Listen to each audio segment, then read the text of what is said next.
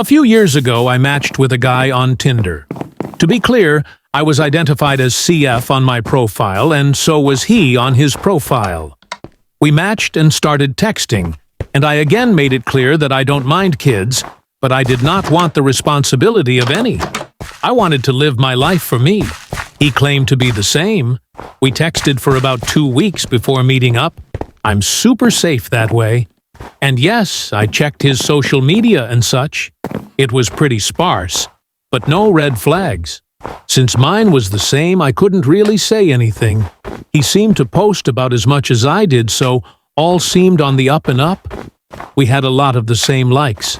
Loved music of many genres. He played the guitar, and I played the piano and violin. Both liked animals and enjoyed casual hiking. Loved to read, though I've since come to realize he was definitely lying about how much he read. Honestly, he seemed great. We kept things casual for about the first month before we decided to make it official that we were dating exclusively. We saw each other probably 3 to 5 times a week for 6 months. Anything from overnights, his place and mine, to quick lunch dates when we were both busy. Things seemed to be going great. I met his friends, he met mine, and we made plans to meet each other's family over the holidays. Then comes the talk. You know, the one where you're more than casually interested and actually starting to think long-term about a partner? The one where you make sure you're on the same page about long-term life goals and ambitions? So we are having dinner, and I let him know I'm on track to retire at 40-45, and that I want to move to Europe and travel extensively. Take up writing and art again. I'm trying to delicately get around to what his financial situation is like. If he's got hundreds of thousands in debt, I need to bail. But if he's only marginally in debt, I'm willing to invest in the relationship at this point, because he seems so great. Funny, smart, kind, hot as hell, and a damn good lay. LOL. So it happens. He literally knocks me dumb as he takes my hand and looks deep into my eyes and tells me there's something he's been keeping from me. I'm thinking he's about to let me know he's so far in debt that he'll be working until he's 90. Nope, he's got kids. This motherfucker had 3 kids. And not only that, he has sole custody. I'm literally stunned, speechless, as I listen to him explain to me that the condo we're currently sitting in is in fact not his house, but his single brother's, who agreed to let him use it for our dates, so his parents can watch his kids at his house since their apartment isn't kid-proofed.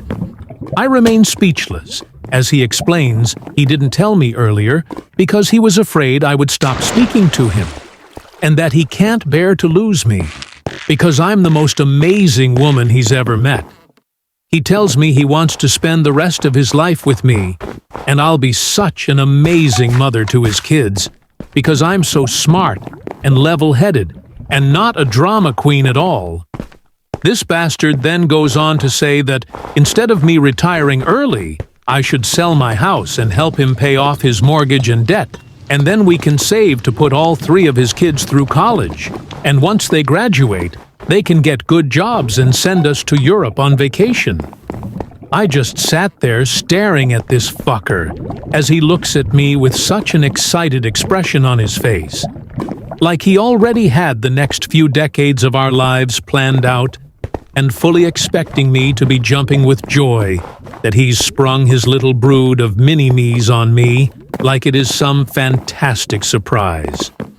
Planned in a way that was the exact opposite of my child-free life plan I had been upfront with him about from day one. I literally didn't say anything once I came back to my senses. I just stood up, grabbed my bag, and walked out. He, of course, followed me and kept telling me I was overreacting and please come back so we can have an adult conversation. He tried to keep me from getting in my car, and I finally faced him and told him I was 1 second away from dialing 911. He finally stepped aside and told me he'd be waiting for my phone call when I finally calmed down and was ready to be rational.